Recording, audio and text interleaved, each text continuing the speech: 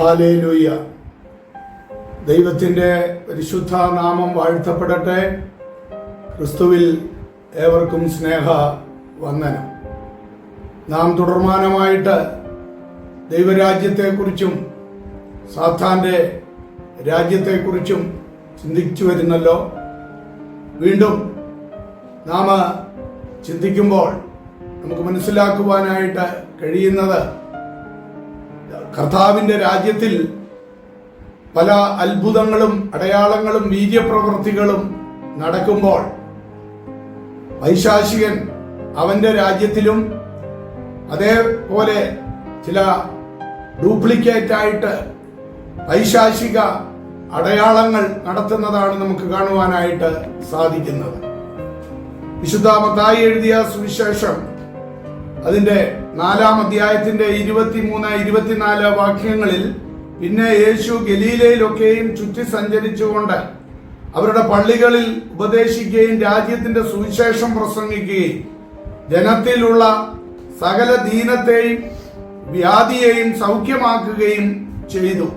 അവന്റെ ശക്തി സിറിയയിലൊക്കെയും പരന്നു. നാനാവ്യാധികളാലും ബാധകളാലും വലഞ്ഞവർ, ഭൂതഗ്രസ്തർ, ചന്ദ്രരോഗികൾ, പക്ഷവാതക്കാർ, ഇങ്ങനെ സകലവിധ ദീനക്കാരെയും അവന്റെ അടുക്കൽ കൊണ്ടുവന്നു. അവൻ അവരെ സൗഖ്യമാക്കി എന്ന് വ്യക്തമായി നമുക്കവിടെ കാണുവാൻ കഴിയുന്നു.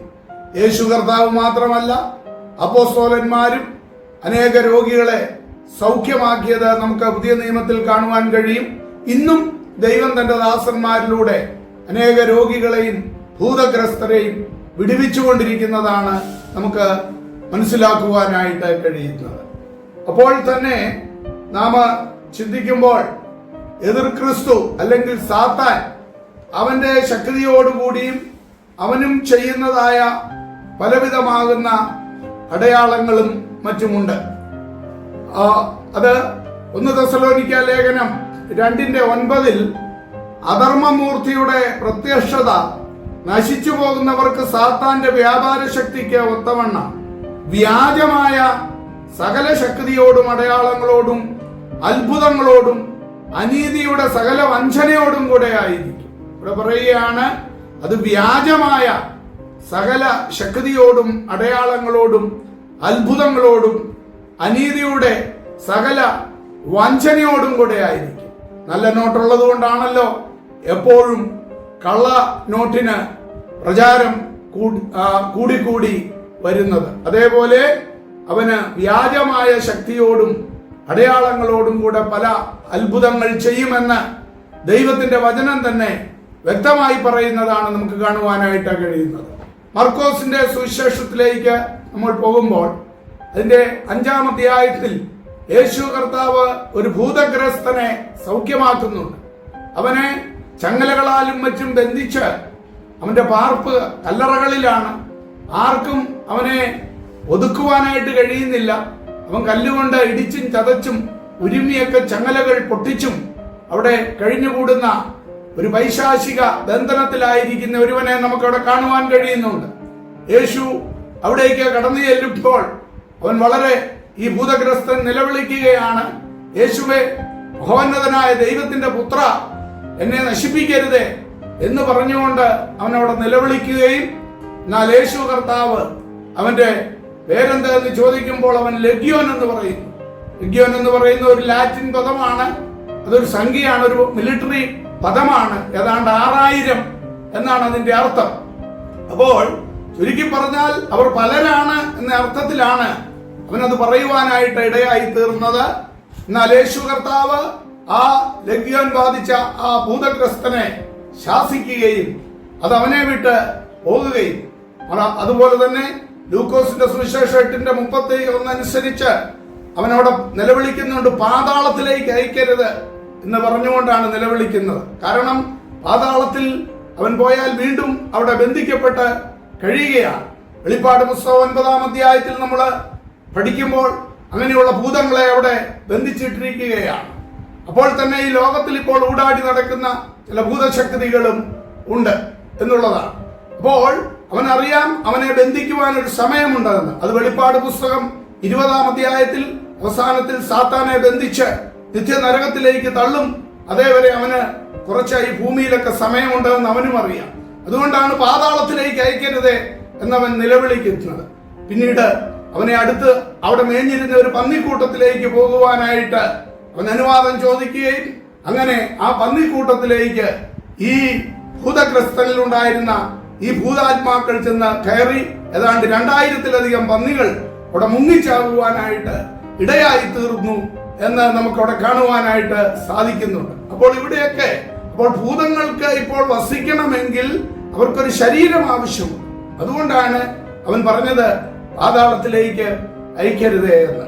അപ്പോൾ ഇവിടെയെല്ലാം നമുക്ക് മനസ്സിലാക്കുവാൻ കഴിയുന്നത് ഭൂതാത്മാവിലും ചില പ്രവൃത്തികളും ശക്തികളും അടയാളങ്ങളും മന്ത്രവാദങ്ങളും ആഭിചാരങ്ങളും അതൊക്കെ ഇന്ന് ഈ ലോകത്തിൽ നടക്കുന്നുണ്ട് എന്നുള്ളത് നമുക്ക് മനസ്സിലാക്കുവാനായിട്ട് സാധിക്കും. വെളിപ്പാട് പുസ്തകത്തിലേക്ക് നമ്മൾ കടന്നു വരുമ്പോൾ 13-ാം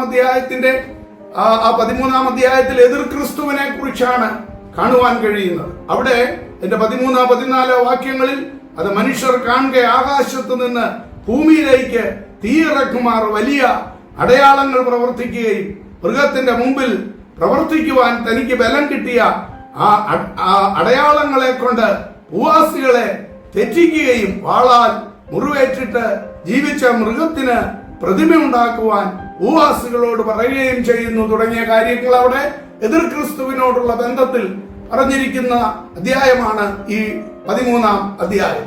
അപ്പോൾ ഇവിടെ നമ്മൾ മനസ്സിലാക്കേണ്ടുന്നതാകുന്ന കാര്യങ്ങൾ, ദൈവത്തിന്റെ രാജ്യത്തിൽ ദൈവം തന്റെ അത്ഭുതങ്ങളിൽ കൂടെയും അടയാളങ്ങളിൽ കൂടെയും വീര്യപ്രവൃത്തികളിൽ കൂടെയും അനേകരെ സൗഖ്യമാക്കുകയും ഭൂതങ്ങളെ വിടുവിക്കുകയും ചെയ്യുമ്പോൾ മറുഭാഗത്ത് സാത്താൻ അവന്റെ ശക്തി കൊണ്ട് ചില കാര്യങ്ങളെല്ലാം അവനും ചെയ്യുന്നുണ്ട്. ഇന്നും നമുക്കറിയാം, ചില അന്യാരാധന ഇടങ്ങളിൽ ചെന്നാൽ ചില കാര്യങ്ങളൊക്കെ അവൻ ചെയ്യുന്നുണ്ട്. എന്നാൽ അതിന്റെ വ്യത്യാസം എന്താണെന്ന് ചോദിച്ചാൽ, സാത്താൻ ഒരിക്കലും ആരെയും രക്ഷിക്കുന്നില്ല. അവൻ മനുഷ്യനെ മൃഗീയമായി നശിപ്പിക്കുകയാണ് ചെയ്യുന്നത്. നമുക്കറിയാം, നേരത്തെ പറഞ്ഞതുപോലെ ഈ ഭൂതങ്ങൾ കയറിയ ശരീരം അശ്ലീലത്തിലും ദുർമാർഗത്തിലും ഒക്കെ മനുഷ്യനെ വലിച്ചു കൊണ്ടുപോവുകയും അല്പനേരത്തെ ജഡീക സുഖങ്ങൾക്ക് ശേഷം അവനെ ഒരു കൊലക്കയറിലേക്ക്, ആത്മഹത്യയിലേക്ക്, അതേപോലെ മറ്റു കാര്യങ്ങളിലേക്കൊക്കെ കൊണ്ടുപോയി നശിപ്പിക്കുന്നതാണ് നമുക്ക് കാണുവാൻ കഴിയുന്നത്. ദിവസവും നമ്മൾ നോക്കിയാൽ അല്പനേരത്തെ ആ സുഖ സന്തോഷങ്ങൾക്ക് വേണ്ടി മനുഷ്യൻ വിരഞ്ഞോടിയിട്ട് മദ്യമായിരിക്കാം, മയക്കുമരുന്നായിരിക്കാം, അല്ലെങ്കിൽ ജഡീക ഇച്ഛയായിരിക്കാം, ഒരു ചെറിയ വിഷയത്തിന്റെ മുമ്പിൽ തൂക്കുകയറിലേക്ക്, ആത്മഹത്യയിലേക്ക്, പിശാച് അല്ലെങ്കിൽ അപകടങ്ങളിലേക്ക് കൊണ്ടുപോയി ദുർമരണപ്പെടുത്തുന്നതാണ് ഇന്ന് ലോകത്ത് ഈ പൈശാചിക ശക്തികൾ ചെയ്തുകൊണ്ടിരിക്കുന്നത്, അവന്റെ രാജ്യത്ത് അവൻ ചെയ്തുകൊണ്ടിരിക്കുന്നത് എന്നുള്ള കാര്യം നാം മറന്നു പോകരുത്. 4 ദിവസങ്ങളിൽ നമ്മൾ ചിന്തിക്കുന്നത് പോലെ ഒരുവൻ രക്ഷിക്കപ്പെടുമ്പോൾ അവനിൽ ദൈവത്തിന്റെ ശക്തി കടന്നു വരുന്നു. അവനെ ദൈവിക രാജ്യത്തിലേക്ക് അവനെ പൂർണ്ണമായി ഒരുക്കിക്കൊണ്ടിരിക്കുകയാണ് എന്നുള്ളതാകുന്ന കാര്യം നാം മറന്നു പോകരുത്. ആയതിനാൽ ഇത് വളരെ തിരിച്ചറിഞ്ഞു വേണം നാം ജീവിക്കേണ്ടത്. അതുകൊണ്ട് ഈ ഭൂതാത്മാക്കളെയോ ഭൂതത്തിന്റെ ശക്തിയോ ഒന്നും ഒരു ദൈവ പൈതലിന് ഭയപ്പെടുവാനില്ല. ഒരു ദൈവ പൈതലിന്റെ ഒരു പ്രാർത്ഥനയുടെ മുമ്പിൽ അവന് നിൽക്കുവാനായിട്ട്, പിടിച്ചു നിൽക്കുവാനായിട്ട് സാധ്യമല്ല എന്നറിഞ്ഞുകൊണ്ട് ദൈവവചനത്തിലും ദൈവകൃപയിലും അടിയുറച്ച് മുൻപോട്ട് പോകുവാൻ നമുക്കിടയായി തീരട്ടെ. അതിനായി ദൈവത്തിന്റെ കരങ്ങളിൽ സമർപ്പിക്കാം.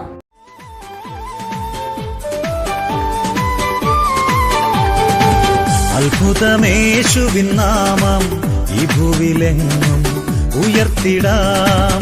അത്ഭുതമേശുവിൻ നാമം ഈ ഭൂവിലെങ്ങും ഉയർത്തിടാം.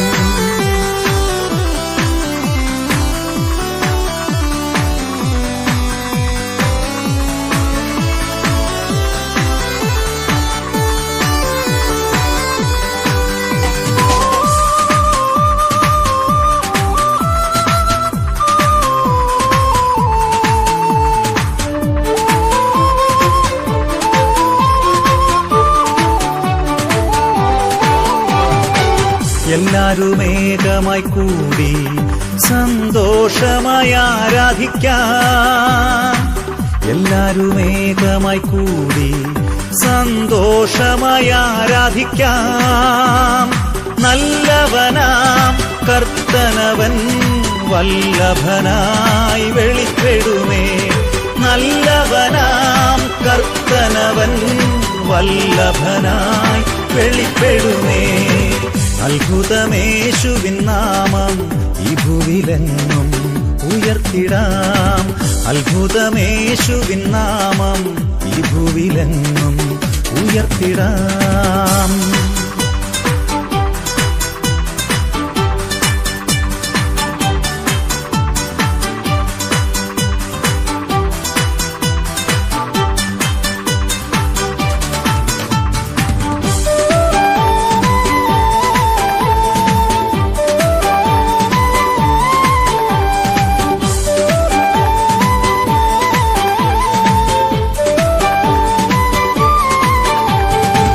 നീട്ടിയ തൃക്കരത്താലും പരിശുദ്ധാത്മശക്തിയാലും, നീട്ടിയ തൃക്കരത്താലും പരിശുദ്ധാത്മശക്തിയാലും, തിരുവചനം അതിധൈര്യമായുരച്ചിടുക സഹോദരരെ.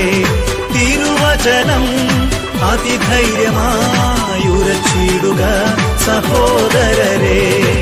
അത്ഭുതമേശുവിൻ നാമം ഈ ഭൂവിലെങ്ങും ഉയർത്തിടാം. അത്ഭുതമേശുവിൻ നാമം ഈ ഭൂവിലെങ്ങും ഉയർത്തിടാം.